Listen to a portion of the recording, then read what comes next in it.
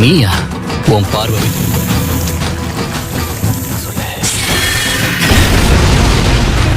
Lord, இதுக்கெல்லாம் நீங்க தான் காரணமா? அசையாதீங்க.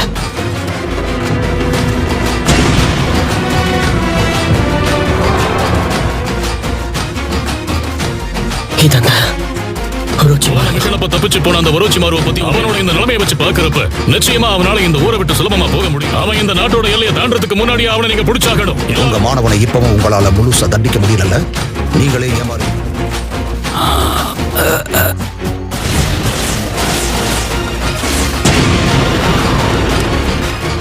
அடுத்த முறை நான் என்ன ஆச்சு ககாஷி?